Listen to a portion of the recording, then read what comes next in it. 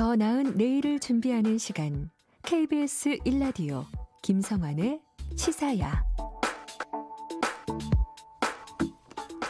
국내 코로나19 확진자가 발생한 지 오늘로 꼭 1년이 됐습니다. 유례를 찾기 힘든 이 감염병 사태는 그간 당연하게 여겨졌던 우리 삶의 많은 부분들을 순식간에 바꿔놓았는데요. 오늘 인터뷰 시간에는 코로나19 국내 1호 확진자를 치료한 조승연 인천광역시 의료원장 연결해서 지난 1년간의 코로나 사태 경과와 향후 전망 그리고 대책까지 짚어보도록 하겠습니다. 원장님 안녕하세요. 네, 안녕하세요. 네, 이 작년 1월 20일이었었잖아요. 네네. 중국 우한에서 입국한 여성이 최초 확진자로 판정을 받고 지금 딱 네. 1년이 지금 지났습니다.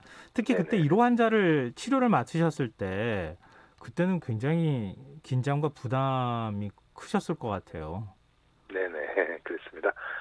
그 당시에 이제 중국 우한에서 잘 정체를 모르는 괴질이 번지고 있었잖아요. 네. 우한 폐렴이라고 했어서 저희 같은 경우는 사실 인천공항에서 가까운 병원이기 때문에 네.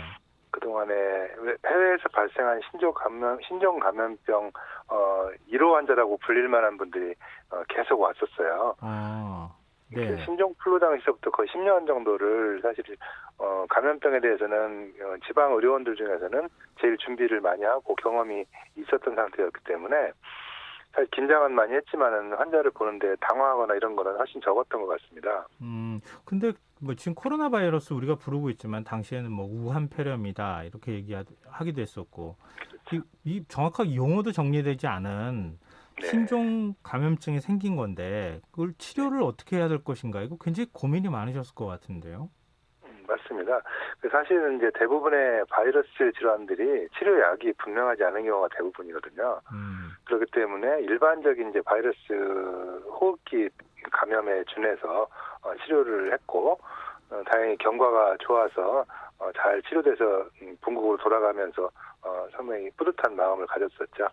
그때는 며칠 만에 완치가 됐어요? 한 3주 좀 안 됐던 것 같습니다. 생각보다 한 50일 넘게 입원한 분들도 굉장히 많았는데 아주 네네. 길진 않았다 이런 생각이 드는데 네. 그때 1호 환자 치료하시고 난 다음에 코로나19 사태가 이렇게 길게 갈 거라고 생각 혹시 하셨어요? 그렇지 않았죠.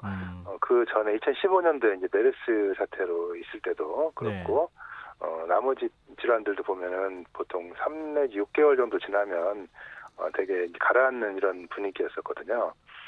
그래서 이 코로나19도 아마 길어야 여름까지 정도면 웬만큼 수그러들지 않을까 이렇게 예측을 했었습니다. 근데 그 예측이 지금 이제 벗어난 거 아니겠습니까? 이거 언제 끝날지 아직까지는 단정하기 좀 어려운 상황이잖아요. 그렇죠. 그러게요. 근데 인천광역시 의료원은 지난 1년 동안 약 1,300명의 환자를 돌봤다고 들었어요. 전체 네네. 인천의 확진자 3분의 1 이상을 담당하신 셈이 됐는데요. 네. 이 의료진들이 굉장히 힘들어하실 것 같거든요. 많이 지쳐 있을 것 같고요. 네, 그렇습니다. 사실 3분의 1이 아니라 병원에 입원 치료를 필요한 환자들은 거의 한 80% 정도를 저희가 봤어요. 네. 예, 그래서 그랬고 사실은 인천의료원뿐만 아니라 전국 공공병원들이 사실 규모나 시설이 굉장히 빈약하기 때문에 코로나 환자를 전적으로 담당하기에는 부족한 측면들이 많이 있었습니다. 그렇지만 어쨌든 열심히들 해줬고 우리 간호사들 또 의사 선생님들이 정말 헌신적으로 일을 해줘서 버텨내고는 있는데 벌써 1년이 다 돼가고 또 앞으로 이게 언제 끝날지 모른다는 생각이 드니까 사실 다들 굉장히 좀 피곤해 있는 그런 상태죠. 근데 최근에 이제 한 간호사가 정세균 국무총리에게 편지를 띄운 게 굉장히 큰 화제가 되기도 했었잖아요. 네네. 근데 지금 의료진을 좀 더 충원할 수 있도록 해달라 이런 요청을 혹시 하셨습니까? 저희가 한 건 아니고요. 네. 다른 이제 병원에 계신 분이 아마 그랬던 것 같은데. 예, 이 병원은 아니지만 지금 인천광역시 의료원에서도 혹시 그런 요청을 하셨어요? 저희가 요청이라기보다는 전국에 있는 공공병원들이 다 가지고 있는 문제점들이거든요. 실제로 이제 시설도 그렇지만 규모도 작고 의료 인력 숫자가 굉장히 부족한 형편입니다. 네. 그래서 평소에도 일반 환자 진료하는데도 여러 가지 애로점이 많았는데 특히 이런 코로나19 상황에서는 그 일반 환자 보는 것보다 더 많은 그 피로감이 쌓이고 인력이 필요한 부분이 있는데 네. 더구나 중환자 같은 경우는 굉장히 많은 인력들이 소모되거든요. 그래서 그런 경우에 이제 의료진들이 피로감을 느끼고 간호사들이 특히 힘들어서 아마 그런 편지를 보냈던 것 같습니다만은 그런 심정은 사실은 누구나 다 비슷하다고 생각합니다. 그럼 공공병원에 대한 정부의 지원이 어떻게 이루어져야 한다고 보십니까? 일단 우리나라는 공공병원 숫자 자체가 워낙 작고요. 뭐 전체 병원의 한 5%밖에 되질 않으니까. 그리고 문제는 이 공공병원 하나하나가 규모가 굉장히 작습니다. 보통 외국 같은 데 나가보면은 공공병원들이 우리나라로 치면 대학병원 수준으로 큰 병원들이 있거든요. 네. 우리나라 공공병원들은 300병상 정도가 종합병원의 최소 규모라고 보는데 네. 실제 300병상을 넘는 병원도 사실은 많지가 않을 정도로 굉장히 작은 규모예요.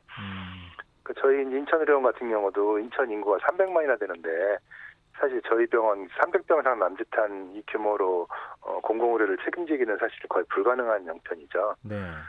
그래서 사실은 뭐 뼈를 가로놓는다 이렇게 표현할 정도로 굉장히 좀 궁지에 몰린 상태에서 사실 진료를 했다고 볼 수가 있고 그렇지만 하여튼 다 열심히 해주어서 이 위기를 극복하고 있는 것 같습니다. 지금 현재 병원에서 코로나19 확진자를 이제 치료하시는 역할을 담당하고 있기 때문에 병원 경영에도 적지 않은 영향이 있을 것 같거든요. 근데 병원 경영은 어떠신지, 정부가 그러면 어느 정도 거기에 따르는 도움을 주는 것인지, 뭐 지방자치단체도 마찬가지지만요. 네, 사실은 이 근본적인 문제인데 공공병원을 해놓고 사실은 경영의 대부분을 자체 수입으로 의존하는 형태로 돼 있거든요.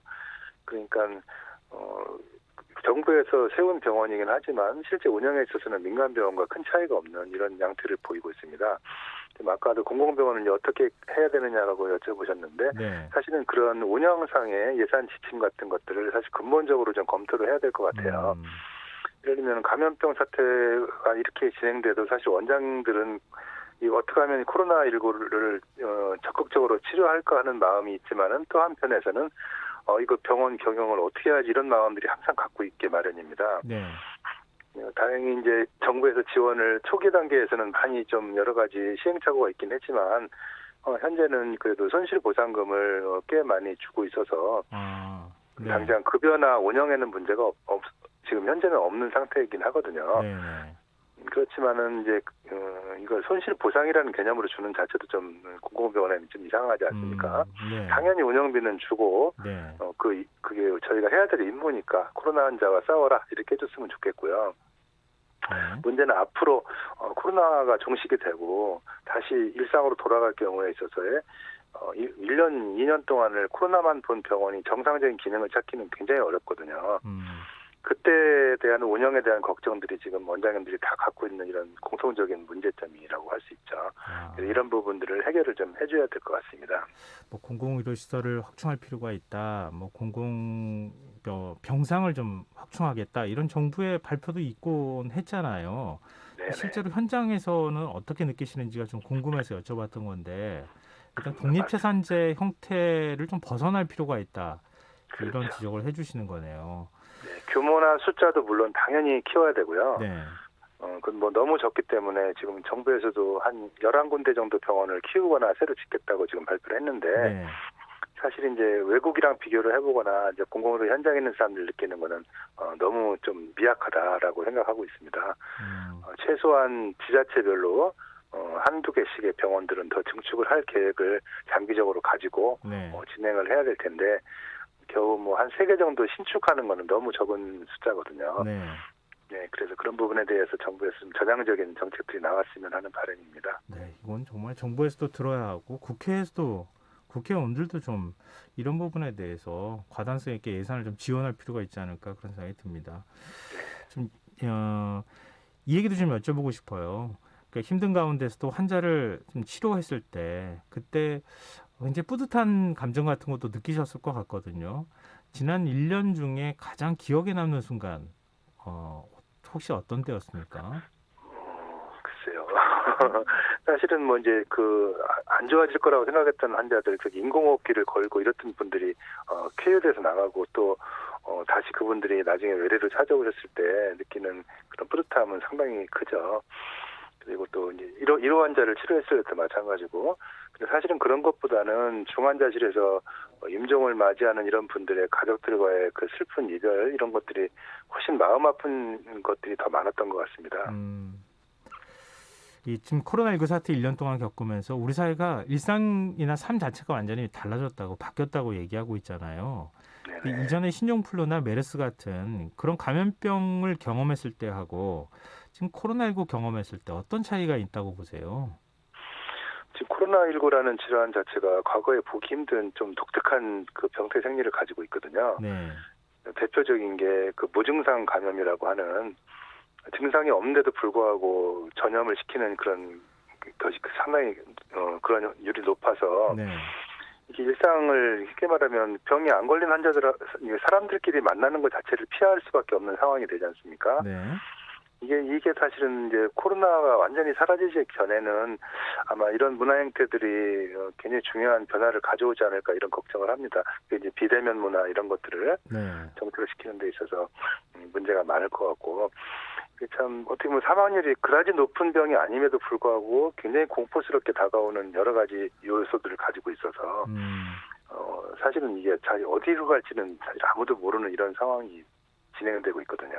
오히려 전문가들이 더 신중한 태도를 보이시더라고요. 그러니까 너무 희망을 주는 것도 안 되고 좀 신중한 태도를 보일 필요가 있다 이런 말씀이신데요. 근데 정부는 백신 접종이 시작되고 그러면 11월까지 집단 면역이 형성될 수 있을 것이다. 형성하는 것을 목표로 하고 있다 이런 입장인데요. 현실적으로 언제쯤이면은 이 좀 종식이 가능할까요? 사실 전문가들은 굉장히 신중한 입장이 맞거든요. 11월까지 집단 면역을 형성하겠다는 정부의 발표는 어쨌든 한 2월 말부터 정도 백신을 주사하기 시작해서 한 6개월 정도에 전 국민을 맞추겠다는 계획이거든요. 그렇게 되면 아마 11월쯤에는 이제 집단 면역이 생기지 않을까라는 바람인데, 사실은 이게 뭐 불과 6개월 정도 만에 만들어낸 백신이기 때문에 사실은 이게 얼마나 효과를 있을지 또는 효과가 몇 개월을 갈지 아무도 모르는 현재 상태입니다. 그래서 뭐 부작용에 대한 우려보다는 새로 만들어진 백신 자체가 얼마나 이제 효과적으로 작용을 할 것이냐 거기에 달려 있을 것 같아요. 그래서 아마 이거는 지켜봐야 될 문제 같습니다. 네, 알겠습니다. 지난 1년 동안 정말 고생 많이 하셨고요. 앞으로 코로나가 종식되는 그날까지 조금만 더 고생해 주십시오. 네, 알겠습니다. 인터뷰 감사합니다. 네, 감사합니다. 지금까지 조승현 인천광역시 의료원장이었습니다. 저희가 코로나19 종식되면 어떤 걸 하시고 싶으신지 문자 계속 받고 있는데요. 4914님, 친구 장례식장에 못 갔습니다. 코로나 끝나면 장지에 찾아가서 용서를 구하고 싶습니다. 친구야, 곧 볼 수 있기를, 이런 소망 보내주셨고요.